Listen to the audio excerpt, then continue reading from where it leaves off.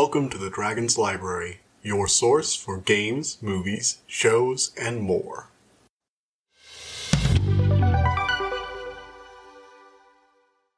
Hello everybody, welcome back to the Dragon's Library.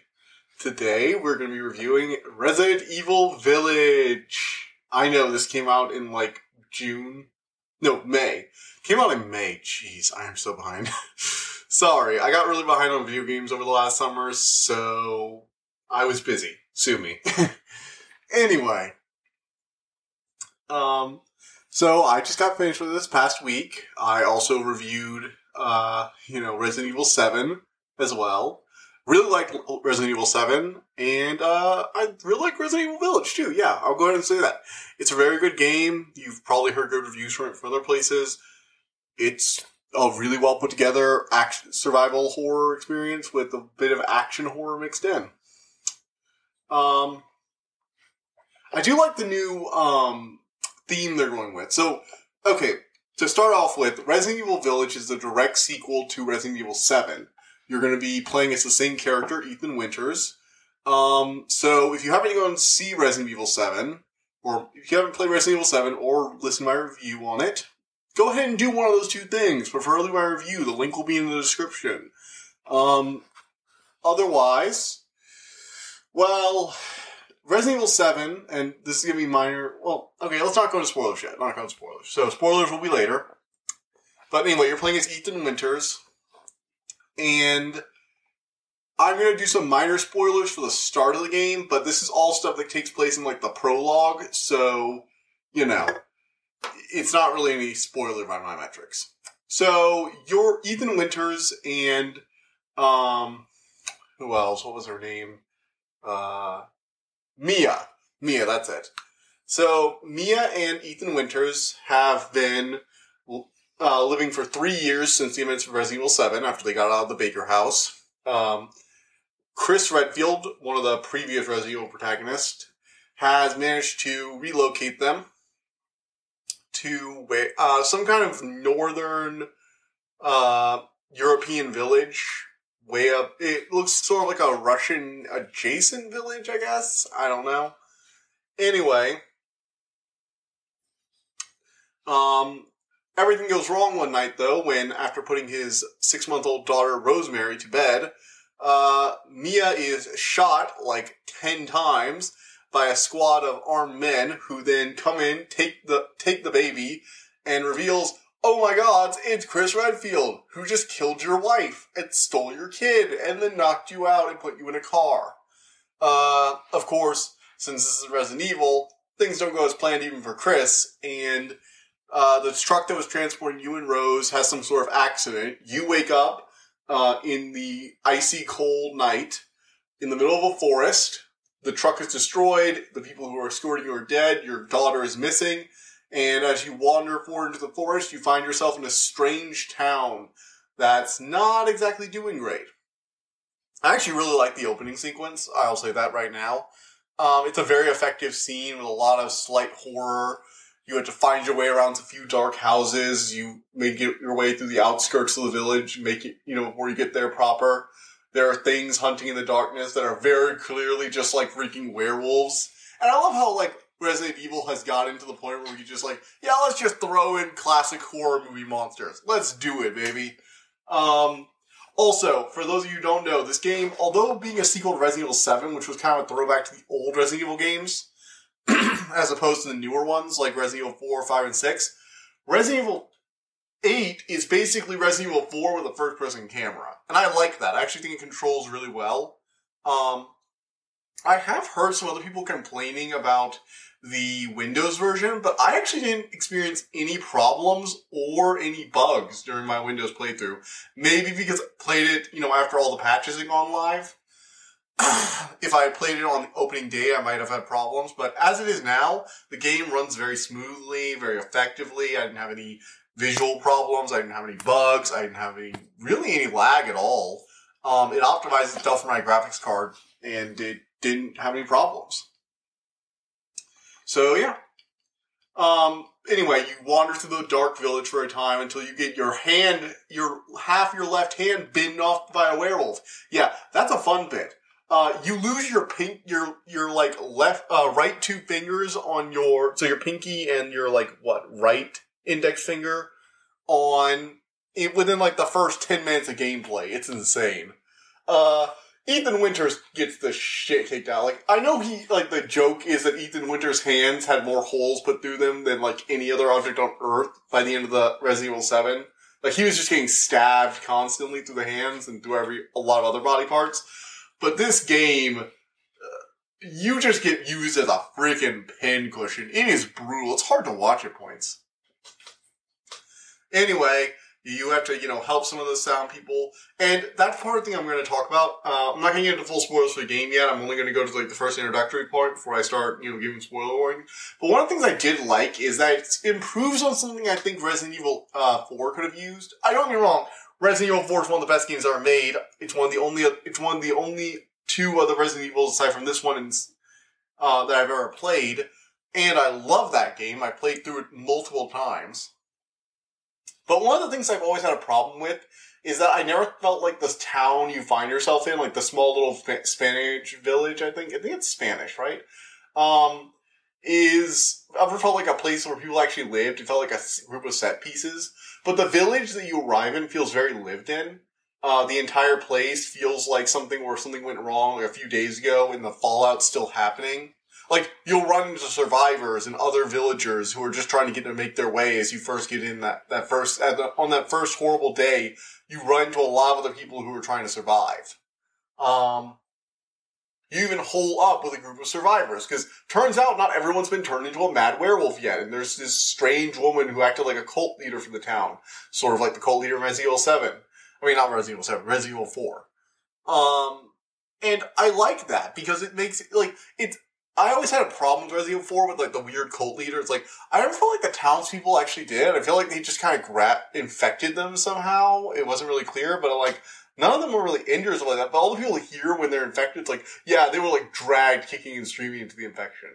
This is a slow plague by a trusted, leader of the village. And as you learn more about the dark stuff that's been going on here, it slowly unravels a mystery. And you do get a pretty complete picture of it. I do have some complaints about the plot later on, but for the most part, I'll say this setup was very well done. And those first few scenes were really good at getting me invested, both in Ethan saving his daughter, and in trying to maybe see if I can help this town, at least help the last few people who are alive stay alive. We'll go into spoilers on that in a minute. So yeah, it was really good. Loved the game. I think the gameplay's solid. I actually started playing it again on hardcore mode in New Game Plus, so I might let you guys know how that goes if you're interested on Twitter. Follow me on my Twitter. I might be tweeting about that soon, making some additional comments. All in all, it's one of the better games I've played this year. I have to give it that, very minimum. I might prefer Resident Evil 7. No, you know what? I think this is better than Resident Evil 7. And I'll tell you why. Yes, Resident Evil 7 had a stronger story. I will freely admit that. But I think the gameplay in this one is a lot more polished. I prefer Resident Evil 4's, briefcase full of guns to the very limited inventory of Resident Evil 7. I didn't like how little inventory space you had in Resident Evil 7. I felt like I kind of enjoyed the more action horror more than, claustrophobic horror. And it's just personal preference, honestly. I do think Resident Evil 7's story is tighter, and I think their overall story is better. So if I was picking between pure storytelling level, I think Resident Evil 7 has a much better story. It's just, I prefer the gameplay in this one. It reminds me a lot of Resident Evil 4, but very polished and with more responsive controls. Because this was Resident Evil 4 was the originator of the over-the-shoulder camera. All the other games were copying Resident Evil 4. So, this is very polished. I do like it. The monster designs are pretty creative. I do like how each of the main 4 bosses is kind of a twist on a different kind of horror. You have the vampire lady, the werewolf town, you have the creepy cyborgs, you have the doll factory, then you have that weird fish monster. So you're getting, Creature in the Lagoon, Frankenstein, Wolfman, Dracula. This is leaning very hard into classic monster territory, and I'm kind of a sucker for that. So even if the story's not as good, I think the aesthetics and the gameplay just top Resident Evil 7. So yeah. Alright guys, we're going to go into full spoilers now. If you're not interested in spoilers, I think the game is amazing. I think you should play it if you have the chance. It actually comes bundled. I got mine bundled with Resident Evil 7, so if you haven't played Resident Evil 7, for an additional $10, you can just get the whole thing bundled together on Steam. I'll have both the links in the description. I'll have that link to it in the description.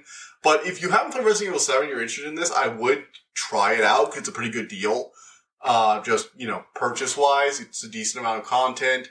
The game for me took about 8 hours. I'm an experienced gamer though, and I was able to find my way through a lot of the puzzles pretty easily. A few of them were pretty challenging though. There were one or two that were pretty challenging. Not many. Most of them were just various keys, but there were some interesting ones I liked. The ball rotating puzzles were fun. There were some of the lighting stuff on fire puzzles, one of which was really interesting. A lot of the secret stuff is a lot more, a lot of the secret puzzles are a lot harder than some of the, main path ones, but it only took me about 8 hours for a basic playthrough. I got most of the secrets on the way, and I'm doing a cleanup run now on hardcore difficulty on New Game Plus.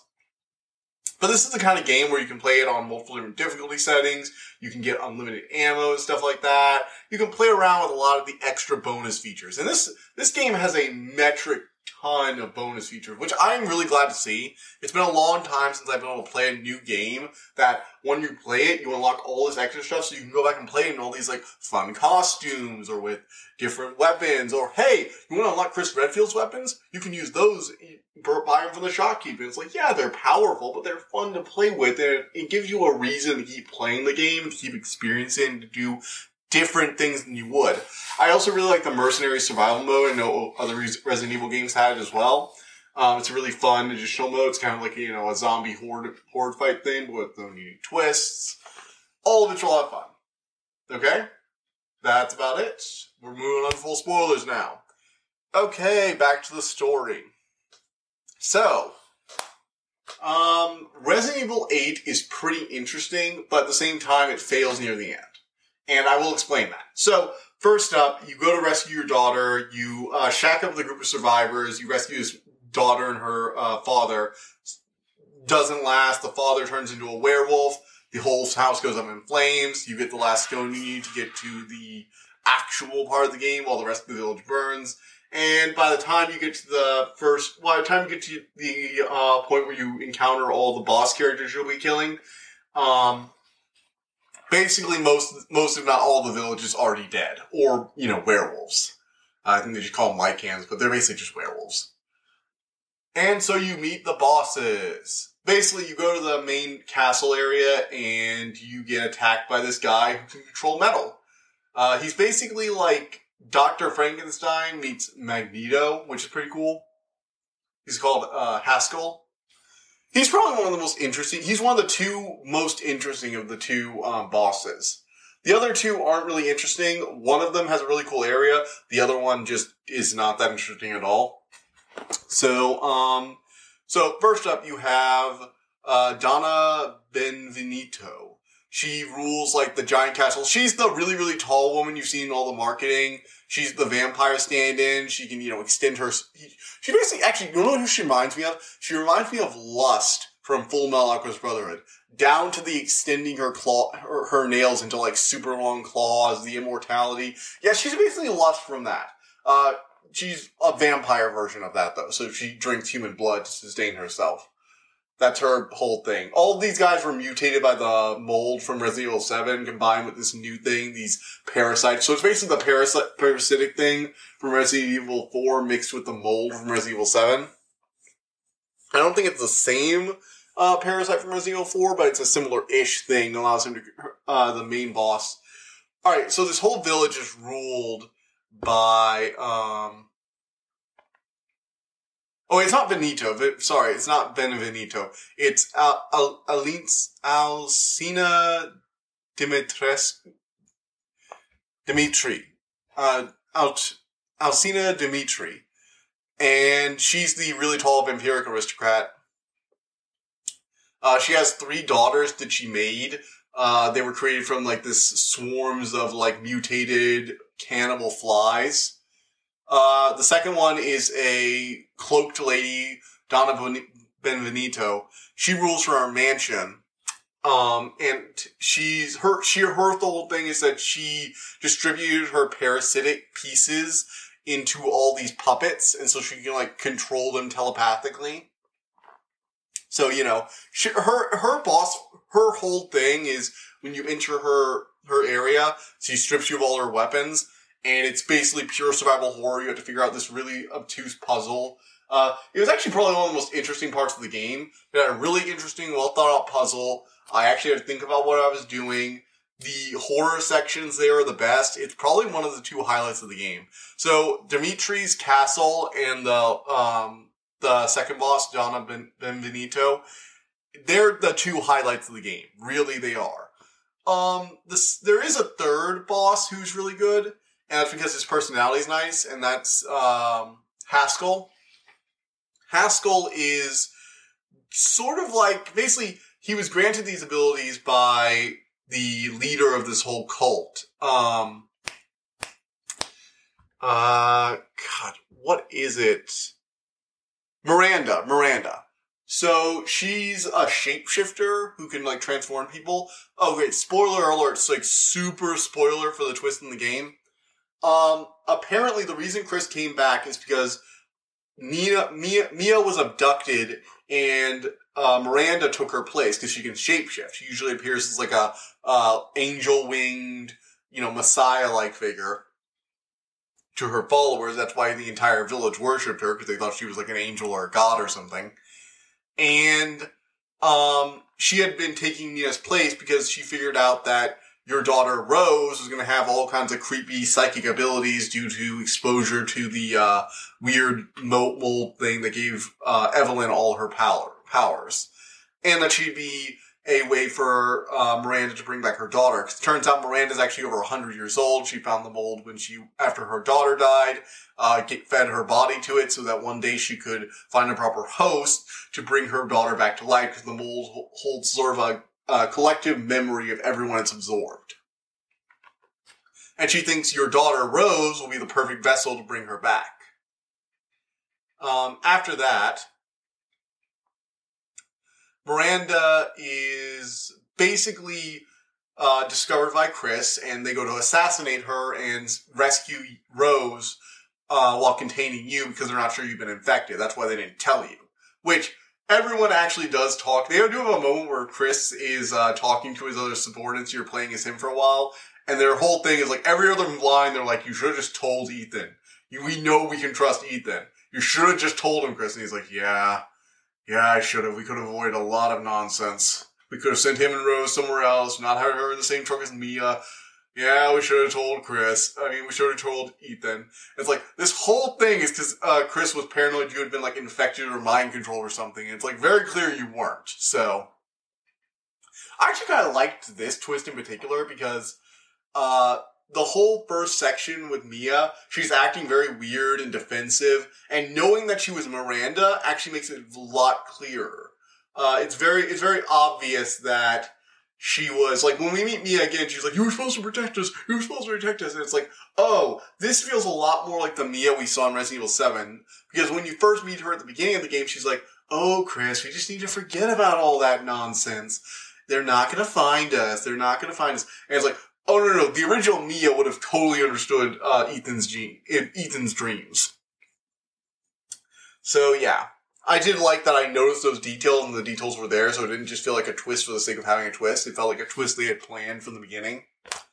No, it's not Haskell. I have been saying Haskell this whole time. It's Heisenberg. Oh my god. I feel like an idiot. I apologize. I'm recording this pretty late. It's Carl Heisenberg. That was the other one.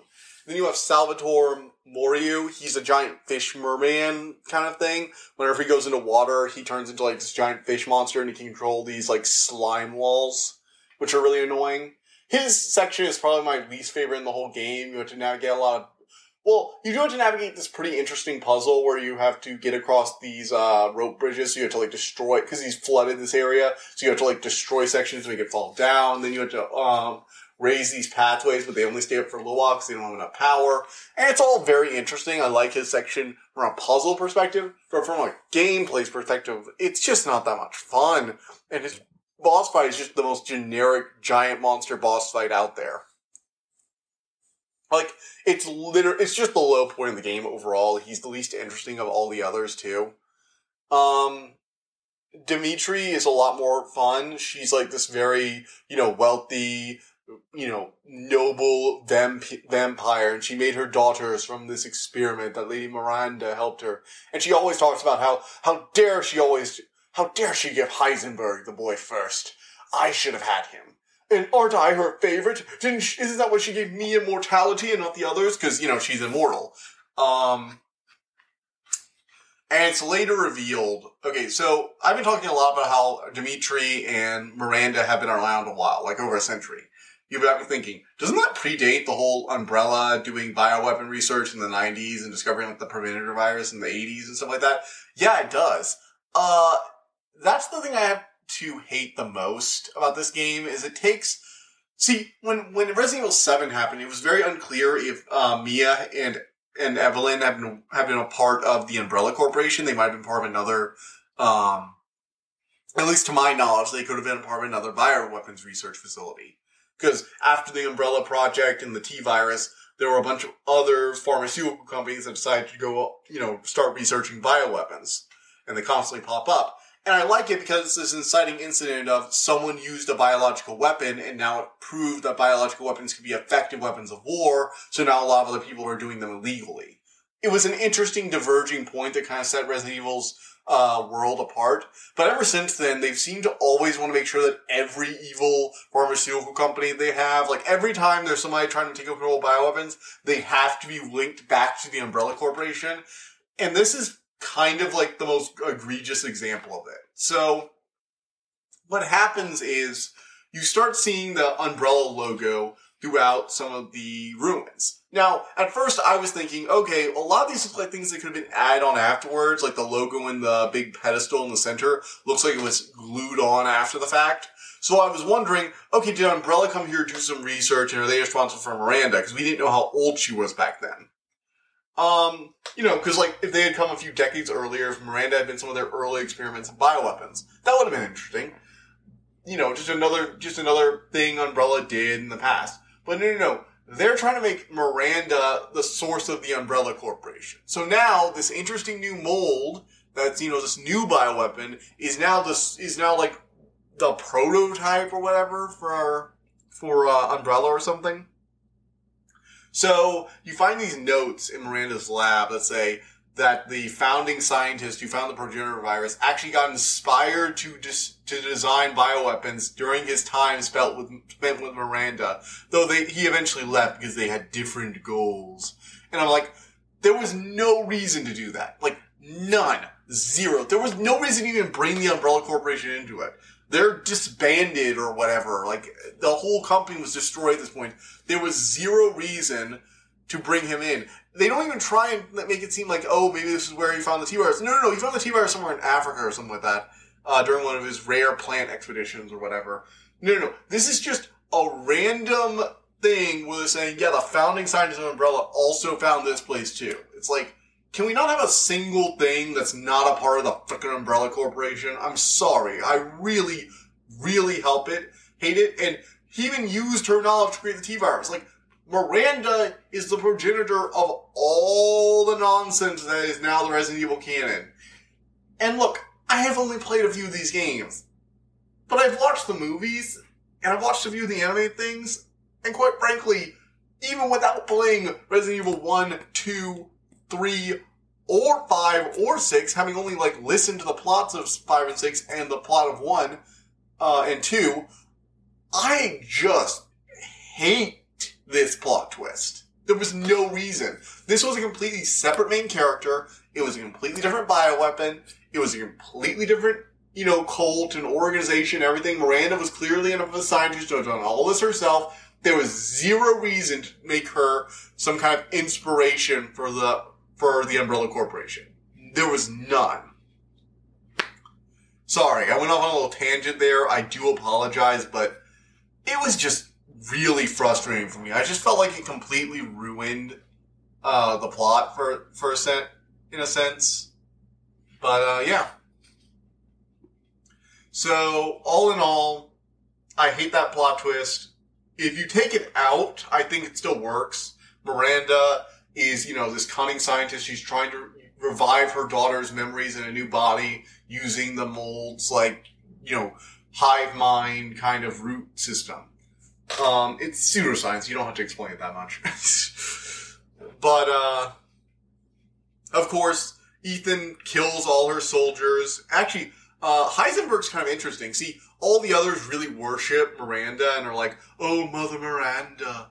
But Heisenberg's actually pissed, because he was just a normal guy who got experimented on by her, and now he can control magnetic fields. He has a sax in his body that can control them. And he's been so angry that he's been looking for a way to stop her, but he's too weak to fight Miranda himself. So he's been building an army of cyborg Frankenstein soldiers to take her down. And that's how you find him.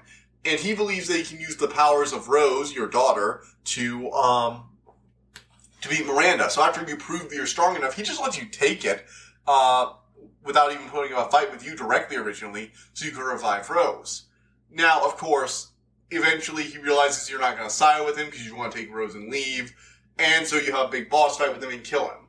Of course, after that, this is shortly after, Chris, explained that Miranda replaced Mia and all that nonsense. And after you beat Heisenberg and you've beaten all the others, Miranda comes out, rips out your heart, and leaves you for dead. So yeah, that was horrible. Oh, wait, actually, sorry, before I go on, I forgot to talk about Donna Benvenito. So she's really cool. Her whole boss fight is you can strip to your weapons, talked about the puzzle and all that stuff earlier. But after you solve the puzzle and figure out how to do it, you start getting stalked to the house, to the basement by this giant bloody fetus that trails blood everywhere, is constantly whining. You can only hide from it because you don't have any of your weapons. You gotta get up to the top so you can beat the, creepy dollhouse in, boss fight. It is probably the best part of the game when it comes to pure horror. Like, I might really like wandering through the Dimitri, household, but the dollhouse is chilling. Like, I actually got a little terrified when that thing was chasing me through. I was panicked. And even when I knew I was safe, a part of me was like, it's gonna look under the bed, it's gonna kill me. And that is good horror. Sorry, I went off on a little tangent there again. That is good horror. Scariest part of this whole thing. Alright, anyway. Ethan Winter has just been murdered. Way to get the mood back on track. So yeah. And this is when Mia basically reveals that, oh, no, you don't understand. Ethan's special. It's like, oh, you died in Resident Evil 7. So, in Resident Evil 7, for those of you, haven't seen it or still listening to this review without listening to my other one, you get attacked by the hillbilly cannibal things, that, the Baker family, and you get really, really severely injured, and then you wake up tied to a table with your arm sewed back onto you. Turns out, you actually died and were infected by the mold then.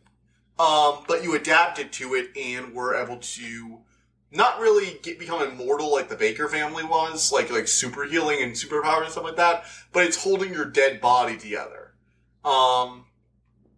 Keeping you sort of alive. It's also partially why your daughter Rose has powers, because, she's the child of someone who infected and subdued the mold thing. You're basically like Miranda, I think. However, you've been through a lot, and this whole having your heart ripped out is kind of the last straw. See, throughout the course of the game, you've had half your left hand eaten, you've had your right hand sliced off by Dimitri, and you had to reattach it with nothing but a bit of force and the healing solution. You've been thrown through things, impaled a few times, you've been stabbed probably a lot, bitten a decent amount. You have holes in basically every part of your body, and the mold can only hold you together so long. You're not immortal. Not really. And you haven't been, experimenting on yourself like Miranda. So, your time is coming pretty much up. You realize you're getting weaker, that you're not going to survive. So, while you're recovering your mind and realizing that you're already dead, Chris and his men stage an assault on there and rescue Mia from Miranda's basement. You wake up, the traveling salesman, the Duke, who has been supplying you with items, weapons, and seems to maybe be a bioweapon himself. He's like a really fat, overweight guy, like literally just like huge. Like think the guy exploding, huge. And you wake up in his carriage, and he's bringing you to the next thing. He's like, I thought you'd wake, and I knew you wanted to go to Miranda, so here we are. You've been a good customer to me, Ethan. I like him. He's fun. Good merchant guy. Actually, it's kind of funny. He makes an offhand reference to the merchant from Resident Evil 4 and says, oh, it's just, when he mentions that merchant's catchphrase, he's like, oh, it's just something my friend used to say. And I'm like, oh, that's fun. That's a nice little callback. So anyway, Ethan goes to fight Miranda. He kills her and saves Rose. However, in the process, his body is finally falling apart. And while the bioweapon is, the mold is going critical, he steals the trigger to a bunch of explosives Chris planted on the core for himself. He gives Rose to Chris and tells him to run. He's not going to make it. And so Ethan Winters, who has been through so much, who died in the Baker household only to live again, who had a daughter, who saved his wife Mia, who almost had a happily ever after, slowly walks back into the grip of the mycosine fungus. And as he stares up at the core, in his last moments, he gives his daughter a happy life. And I'm sorry, I'm gonna miss Ethan. Like, they made a really cool, interesting new character who was a believable, regular guy who got thrown into a horrible situation, made do with it, became kind of a badass, but was still your normal guy. Oh wait, he's kind of a bit superhuman, but, in the way that's like, yeah, just a bit. But it could also be chalked up to weird video game stuff. And I liked Ethan Winters. I thought he was probably one of the most likable Resident Evil protagonists. Like, I like Leon Kennedy from Resident Evil 4, but Leon Kennedy is a parody of Leon Kennedy at this point. He's a parody of himself nowadays. So, I wanted Ethan to come around, but there is interesting new hope. So, at the end of the game, after all the credits, there's this scene of the father's story is over. And then you get this cutscene, which is probably the worst rendered thing in the game. Like, the rest of the game actually has pretty good graphics, but this last cutscene, just like, the budget was all used up by the time they got here. But, yeah, it's pretty interesting. You see Rose she's like a teenager now. She's working for the government. She goes to lay flowers on her father's grave, thanking him for saving her life. Her guard tells her, hurry up. You gotta get back somewhere. He's like, you will not interrupt me right now, or I will show you things even Chris doesn't know I can do. So she's got some scary superpowers, which will be fun. And they're kind of hinting that we might get to play as Rose in the next game, which, if we do get to play as Rosemary, I am actually really interested in that, because she seems like a fun, interesting character.